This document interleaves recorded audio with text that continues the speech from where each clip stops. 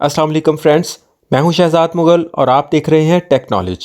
Kitchen के sink का pipe mostly चिकनाई और चाय की पत्ती वगैरह की वजह से ब्लॉक होता है और बाथरूम का बेसन ज़्यादातर सर के बालों की वजह से ही ब्लॉक होता है। दोनों की ब्लॉकेज को अलग अलग तरीके से क्रैश करेंगे और इनमें से स्मेल आने की वजह और उनका हल भी आपके साथ प्रैक्टिकली शेयर करेंगे। साथ रहिएगा, शुरू करते हैं।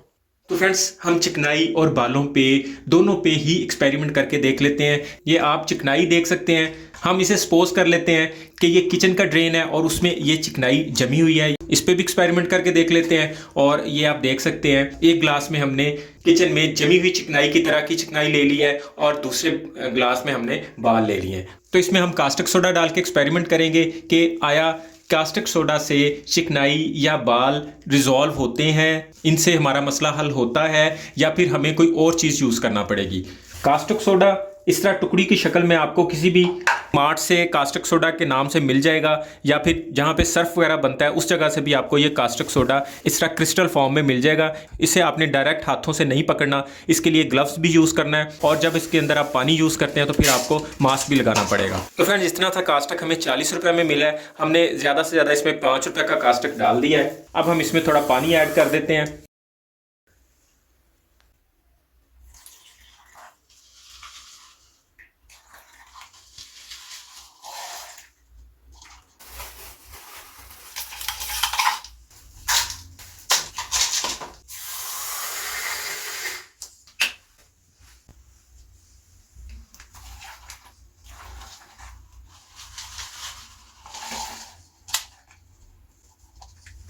ये आपने कास्टिक सोडा का कमाल देखा है कि चिकनाई फ़ौरन से रिजॉल्व होना शुरू हो गई है। आप इसे देख सकते हैं कि ये चिकनाई ऊपर आ रही है। इसके ऊपर वाली साइड पे सारी चिकनाई ऊपर की तरफ जा रही है और ये मेल्ट हो गई हुई है। यानी अगर हम किचन के ड्रेन में कास्टिक सोडा को डालते हैं तो चिकनाई का मसला हमारा कुछ देर में हल हो जाएगा।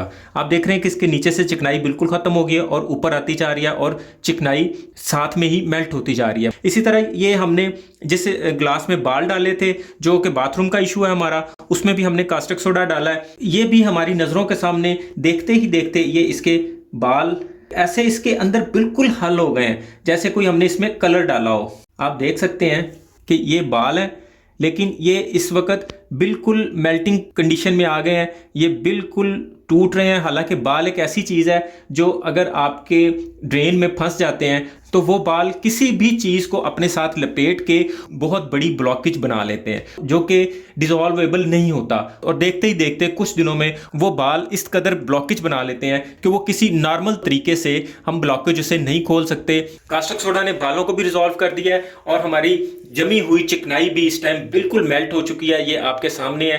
ये सारा घी चिकनाई जो इसमें फुल जमा हुआ था, जो हार्ड था, वो इस वक्त खुद ब खुद मेल्ट हो चुका है। अब देख रहे हैं नीचे इसके बिल्कुल वो पानी आ गया और चिकनाई सारी मेल्ट होकर ऊपर वाली साइड पे आ गई है। ये इसी तरह ही हमारे बातें करते करते देखते देखते ही इसमें शायद बालों का एक जरा भी नहीं रह गया। ये आप देख रहे हैं, मैं इनमें से ढूंढ रहा हूं कि बाल किधर गए, लेकिन बाल इस वक्त इसमें कुछ भी नहीं रह गया, बिल्कुल कुछ नहीं रह गया। यहाँ पे आप खुद अंदाजा लगा सकते हैं कि ये हमारा किचन का ड्रेन था, ये हमारा वॉशरूम का ड्रेन था। इसमें भी हमने कास्टिक सोडा डाला, इसमें भी हमने कास्टिक सोडा डाला है। दोनों इस वक्त ड्रेन खुल चुके हैं, दोनों मेल्ट हो चुके हैं। बालों का एक बहुत बड़ा जो मसला था वो भी रिजॉल्व हो चुका और किचन के पाइपों में जमी हुई चिकनाई का मसला भी हल हो गया। अभी ये बात तो क्लियर हो गई कि हम कास्टिक सोडा से दोनों तरह की ब्लॉकेज को रिजॉल्व कर सकते हैं। किचन की चिकनाई वाले ड्रेन के अंदर जब हम ये कास्टिक सोडा डालेंगे तो उसको हमें कोई 5 से 10 मिनट देने के बाद हम ऊपर से गर्म पानी डाल के इस चिकनाई को पाइपों से आउट कर देंगे।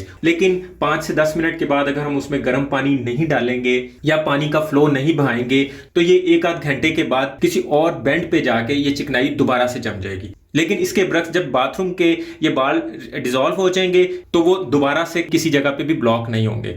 हम इसे बेसन में उंडेल के देखते हैं कि इसके अंदर कुछ है या नहीं।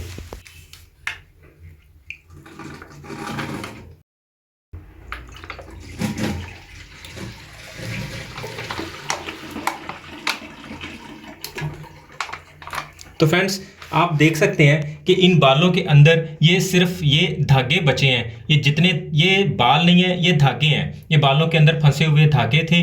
जो कि बच गए हैं। और ये इस तरह के धागे वगैरह भी बालों के अंदर फंस के एक बहुत बड़ी ब्लॉकेज बन जाती है। और आप देख रहे हैं कि इनके अंदर जो कुछ देर पहले आपने बाल देखे थे उसमें से एक बाल भी नहीं बचा, सारे बाल इसमें डिसॉल्व हो चुके हुए हैं।